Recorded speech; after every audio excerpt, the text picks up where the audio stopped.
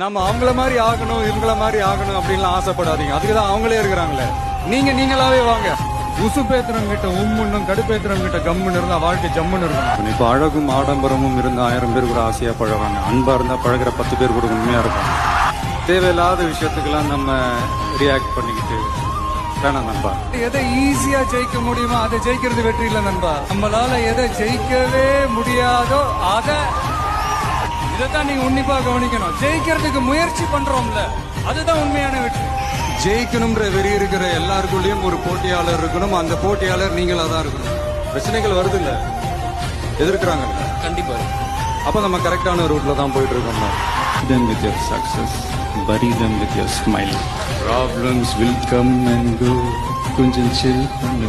அவ்வளவுதான் மேட்ச். உண்மையா இருக்கணும்னா சில நேரத்துல ஊமையா இருக்க வேண்டியதா இருக்குங்க. வரங்க.